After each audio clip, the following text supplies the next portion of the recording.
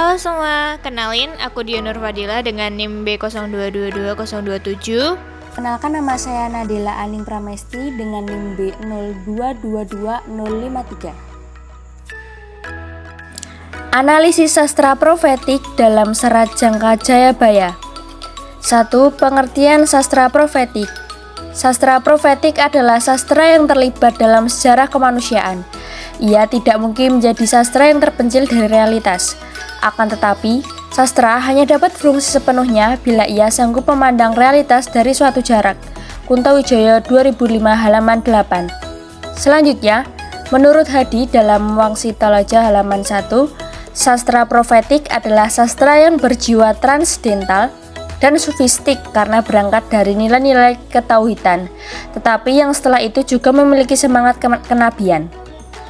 Setiawan 2012 halaman 3 dalam tulisannya menyatakan bahwa sastra profetik adalah sastra transdental yang mempertanyakan manusia di tengah kehidupan modern yang serba birokratis, industrialis, pasar, dan instrumental.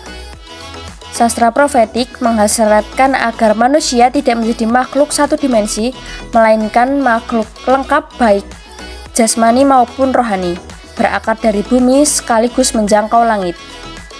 Berdasarkan kenyataan yang ada, di antara sejumlah karya sastra yang sudah dipublikasikan, tentunya terdapat karya-karya sastra yang di dalamnya terimplementasikan konsep sastra profetik. Salah satunya adalah Serat Jangka Jayabaya. 2. Pencipta Serat Jangka Jayabaya. Serat Jangka Jayabaya merupakan salah satu karya sastra Jawa yang memuat jenis-jenis serat Jangka Jayabaya, dan setiap isi serat tersebut mengandung ajaran hidup yang mencakup kehidupan sosial budaya, kepercayaan, mistis, filosofis, dan lain-lain agar dapat dimaknai oleh masyarakat. Pesan-pesan keagamaan yang terdapat dalam Serat Jangka Jayabaya mencakup instruksi untuk memperbaiki ikatan spiritual dengan Tuhan, menjalin hubungan dengan sesama manusia, serta merawat keseimbangan dengan alam. Pentingnya menjaga hubungan antar umat beragama ditekankan melalui perhatian terhadap perilaku dan lisan. Serat Jangka Jayabaya dapat dikatakan sebagai karya sastra dan pengetahuan lokal yang mengandung nilai-nilai kehidupan. Jangka yang memiliki makna sebagai petunjuk yang kemudian oleh masyarakat diartikan sebagai ramalan. Kemudian kata Jayabaya secara etimologi berasal dari dua suku kata, yakni Jaya yang berarti kejayaan atau berjaya, sedangkan Baya yang berarti keadaan yang berbahaya atau permasalahan yang sedang dihadapi.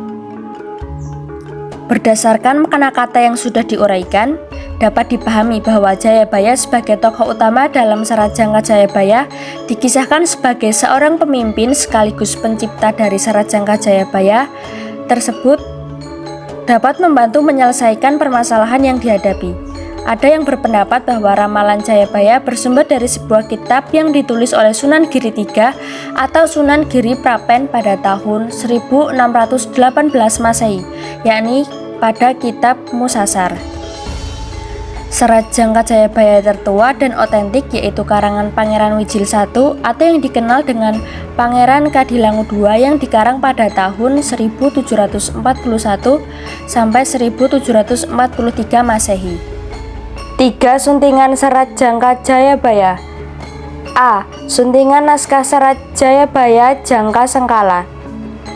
Cariyosipun Prabu Sri Aji Jayabaya saking Kadiri kala katamuan paring asma Maulana Ngali Samsujen punika pandhita saking Rom.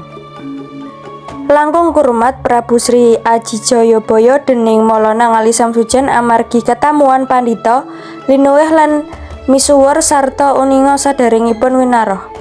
Lajeng Prabu Sri Aji Jayabaya kaliyan Maulana Ngali Samsujen puruhita ing sasurasing jangka utawi wadosing cipta sasmita.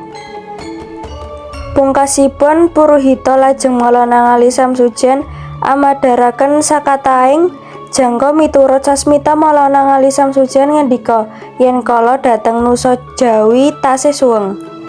Banjur wontenipun Sultan Galbah saking nagari Rom ingkang sami anggadhahi ngilmu waskita kinen angiseni sakataing pulo-pulo ingkang tasih sami suweng.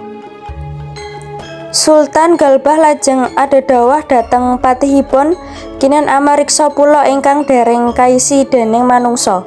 Sasampunipun purugi Danira sasaba ing samudra aturing patih inggih punika wonten satunggaling pulo pernah sakidul wetaning tanah ing Ngindustan dereng kaisi déning manungsa. Lajeng jeng Sultan ngutus déning patih dina wuhan sasaosa tiyang kalih leksa somah ingkang sampun pepek sapirontasipun. Banjur kaangkataken kawrat ing baita dumugi dhateng tanah Jawi hanjujuk ing Ardi Kedheng. Sawontenipun tiyang wau lajeng sami babat wana utawi sami tumpes pinarak déning angadahi pagering ageng kayata bangsa lelembut. Terjemahannya diceritakan tentang Prabu Sri Aji Jayabaya dari Kediri saat bertemu dengan Maulana Ali Samsuzain, seorang pendeta dari negara Rum. Prabu Sri Aji Jayabaya langsung memberi salam hormat kepada Maulana Ali Samsuzain karena bertemu dengan seseorang yang dianggap sebagai pendeta yang terkenal akan ilmunya dalam mengetahui hal-hal yang belum terjadi. Setelah itu, Prabu Sri Aji Jayabaya berguru kepada Maulana Ali Samsuzain dengan mengheningkan cipta untuk menghasilkan sebuah prediksi-prediksi masa depan. Di akhir waktu belajar, Maulana Ali Samsuzain menjelaskan semua prediksi-prediksi yang sudah dipelajari. Menurut penerawangannya, akan ada masa tanah Jawa ditemukan seorang masih dalam keadaan sepi. Kemudian ada seorang bernama Sultan Galbah dari negeri Rum yang juga memiliki ilmu mengetahui hal-hal yang belum terjadi. Sultan Galbah mempunyai firasat agar mengisi pulau-pulau yang masih sepi atau masih mengalami kekosongan. Sultan Galbah bergegas memberi perintah kepada patihnya agar memeriksa beberapa pulau yang belum terjamah manusia. Setelah mengarungi samudra yang panjang, sang patih melaporkan jika ada satu pulau yang berada di sebelah timur Hindustan belum terdapat peradaban manusia. Lalu Sultan Galbah mengutus patih untuk memberitahukan kepada 20.000 pasang orang agar mengisi pulau tersebut dan dicukup segala kebutuhannya.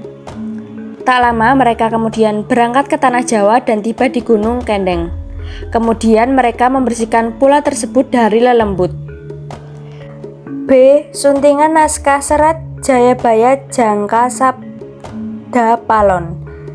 Sira padha ngelingono yen ana carita kang uni-uni ing serat babat nagari Majapahit nalika Sang Prabu Brawijaya pansamya pepanggihan kaliyan Jeng Sunan Kalijaga ugi Sabda Palon naya genggong.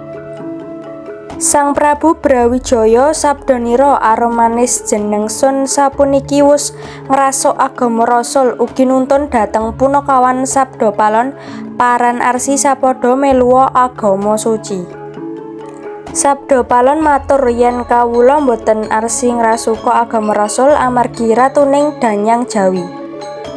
Sagung kang para nata ugi momong anak putu ing tanah Jawi. Bakal pinasti besuke yen pepisahan. Wangsulipun paduka sang nata maring Sunyaruri wus padha Sabda Palon petungna ing benjang sapungkuring mamilan temu titi wanci jangkep gangsal atus warsa badhe digantos agama kang kasebar ing tanah Jawi dados agama Budi. Sinten tan purun nganggeya yekti kula rusak sami bakal lebur atempur. Tekaning Sabda Palon bakal ana pratandha-pratandha tembayan Mami Hardi Merapi njeblug mili lahar ngidul ngetan Purugira ugi banger ingkang warih. Merapi janji Mami anggereng jagat satuhun. Karsa nireng Jawata sadaya gilir gumanti boten kenging kalamun tak kaewahan. Sanget-sanget ing sangsara kang tuwuh tanah Jawi. Babaya ingkang tumeka warata satanah Jawi. Bumi ilang berkatira lan risak tataning janma. Katungka praptaneki pageblug ingkang linangkung kayadene kasandung wahing pralaya. Sabda Palon nulya mukswa sakedhep boten kaeksi Wangsung ing jaman limunan. Terjemahan. Untuk semua orang perlu diingat jika terdapat cerita yang mengisahkan kerajaan Majapahit saat Prabu Brawijaya bertemu dengan Sunan Kalijaga beserta Sabdo Palon Naya Genggong atau patih dari Prabu Brawijaya. Dengan tutur lisan yang halus dan manis, Prabu Brawijaya mengatakan jika ia sudah memeluk agama Rasul, agama Islam, dan mengajak sang patih untuk memeluk agama Rasul juga. Namun, Sabdo Palon mengatakan jika ia menolak tawaran Prabu Brawijaya untuk masuk ke agama Rasul karena ia adalah ratu dari segala makhluk gaib yang ada di tanah Jawa serta mengasuh anak cucu dari putra kerajaan di Nusantara. Sudah dapat dipastikan jika akan terjadi perpisahan. Berpindahnya Prabu Brawijaya ke dalam agama Rasul mendapat sebuah sumpah dari Sabdo Palon, yaitu setelah zaman kerajaan usai dan genap 500 tahun agama Jawa akan digantikan seperti semula. Siapa yang tidak mengikutinya, maka dunia khususnya tanah Jawa akan dibuat banyak sekali bencana dan peperangan. Setelah ini Sabdo Palon akan menghilang dan akan kembali lagi dan ditandai dengan adanya Gunung Merapi meletus hebat dan laharnya mengalir kemana-mana disertai bau yang tidak sedap. Kelak, Merapi akan menggelegar dengan hebatnya karena semua itu sudah digariskan oleh Tuhan bahwa segalanya harus hidup bergantian. Akan sangat sengsara kehidupan di tanah Jawa. Bahaya datang menyeluruh di tanah Jawa. Berbagai jenis bencana dan bahaya yang akan merusak tanah Jawa. Bumi berkurang hasilnya, rusaknya kepribadian manusia dan ditandai dengan adanya pagebluk. Pesan-pesan keagamaan dalam serat Jangka Jayabaya. Pesan-pesan keagamaan yang terkandung dalam serat Jayabaya Jangka Sengkala yaitu pada peristiwa Prabu Sri Aji Jayabaya memberi salam hormat kepada Maulana Ali Samsuzen dari negeri Rum karena dianggapnya pendeta tersebut memiliki ilmu spiritual yang tinggi. Berdasarkan peristiwa tersebut, pesan-pesan keagamaan yang dapat diambil yaitu pentingnya menghormati dan menghargai adanya suatu perbedaan, baik agama maupun kepercayaan, karena sesungguhnya semua manusia di hadapan Tuhan akan dipandang sama tanpa melihat pangkat dan jabatan. Kemudian pada serat ini juga terjadi peristiwa Prabu Sri Aji Jayabaya berguru kepada Maulana Ali Samsuzen dengan bermodalkan ilmu yang dimiliki serta ilmu yang diberi Maulana Samsuzen. Jayabaya mengheningkan cipta dan menghasilkan sebuah prediksi masa depan yang disebut jangka.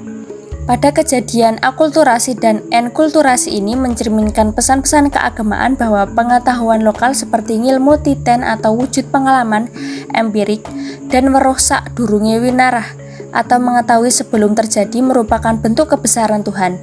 Keberhasilan dalam menjalankan ajaran agama dan menjauhi larangan agama merupakan salah satu aspek seseorang terlihat spesial di hadapan Tuhan. Pesan-pesan keagamaan dalam serat Jangka Jayabaya Sabdo Palon dapat dilihat pada kisah Prabu Brawijaya V bersama Sunan Kalijaga dengan tutur lisan yang lembut meminta Sabdo Palon untuk mengikuti agama Rasul seperti Brawijaya dan Sunan Kalijaga yakini. Ajakan tersebut ditolak oleh Sabdo Palon. Dengan lembut, Sabdo Palon menuturkan alasan tidak mengikuti rajanya karena Sabdo Palon dianggap sebagai ratu dari segala makhluk gaib yang ada di tanah Jawa, serta secara turun-temurun ia dianggap sebagai pengasuh anak cucu kerajaan di tanah Jawa. Oleh karena itu, pesan-pesan keagamaan yang dapat diambil yaitu dalam kehidupan beragama, kita tidak boleh memaksa seseorang untuk memiliki agama maupun keyakinan yang sama dengan kita. Menghargai pilihan setiap manusia adalah hal yang terpuji, karena manusia terlahir dibekali dengan akal untuk berpikir sebelum bertindak dan menjaga perasaan seseorang dalam melakukan sesuatu. Pada peristiwa selanjutnya menceritakan sumpah Sabdo Palon bahwa 500 tahun kemudian ia akan mengubah tatanan agama dan kepercayaan menjadi agama Budi. Dalam hal ini agama Budi bermaksud untuk mengembalikan tatanan kehidupan manusia berdasarkan ajaran agama ataupun kepercayaan setiap manusia.